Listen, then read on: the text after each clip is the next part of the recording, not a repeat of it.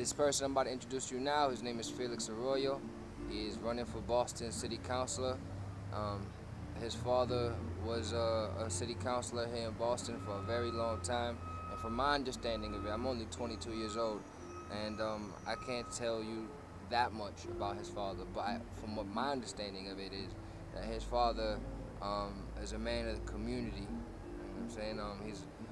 His family is real good friends with my family, so I've known Felix. I actually played on Felix's baseball team for one game. There's a bunch of Dominican kids man, I'm half Dominican too, so that's nothing, nothing against my Dominicans.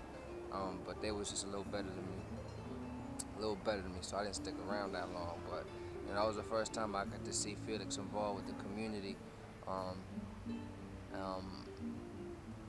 So I got a lot of respect for Felix Arroyo. Anybody that is a voice or has an opportunity to help the community and help the people, I'm with him.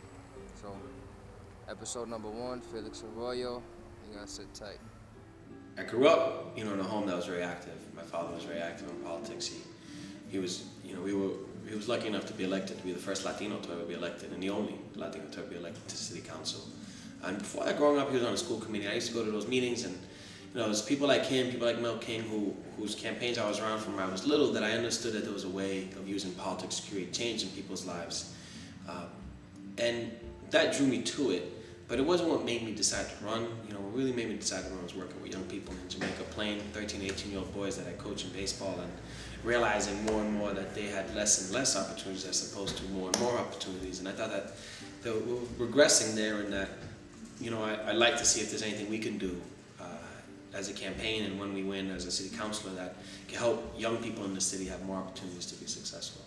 There are times where, as a kid growing up in Boston, going to Boston public schools, I had the experience, Dante, of a guidance counselor telling me that college wasn't for everybody.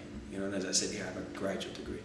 So someone would say, that guidance counselor's opinion was more valuable than mine when I was a high school senior, but I knew he was wrong, when he was describing me. And so the most important thing is for us to realize that our opinion always matters. In our campaign, we have a motto that says, every vote matters because every voice matters. And that's the first thing. And the second one is I realized that through organizing and keeping people active in their community, that it isn't really as much my, it'd be nice to think it was my opinion, but it's not. What really matters is that there are people who believe in what we're doing, and without them, we're not anything. And so that's where the level of responsibility falls. It was where you realize, without these people out here who believe in you and your campaign and your message, you really aren't anything at all. When I first went to college at UMass, I actually went to be a finance major. My whole dream at 18 was that I wanted to go to Wall Street and be a stockbroker. And I thought that would have been, I thought that was the life for me. It was actually a class at UMass that taught me it wasn't the life for me, and the class was about how to control costs, how to make more money in business. And one of the ways they said you control costs is by controlling the cost of labor.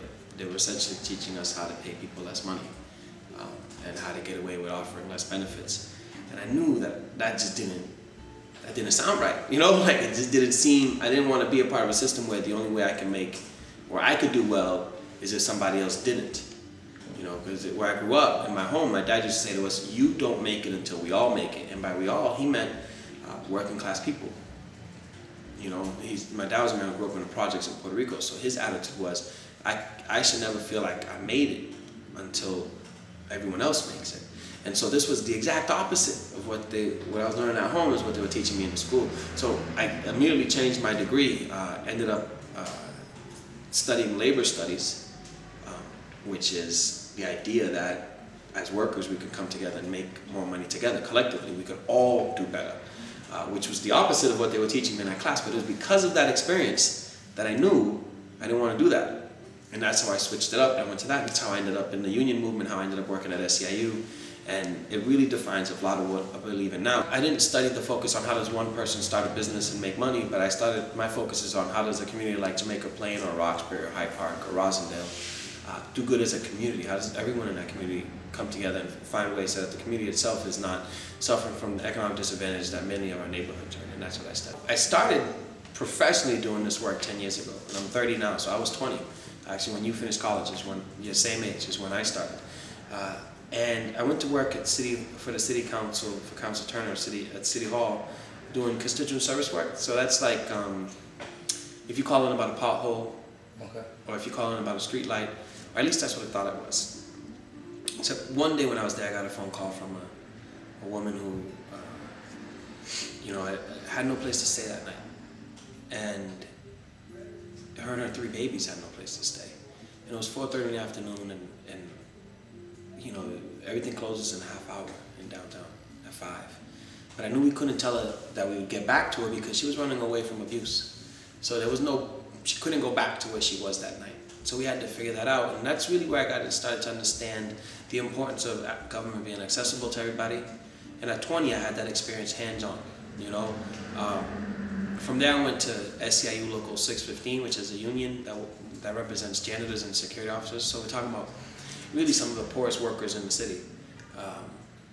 And somehow we were able to organize with that group of workers, you know, where immigrant workers who weren't making almost $8, $9, $10 an hour is what they were making, you know, for their job.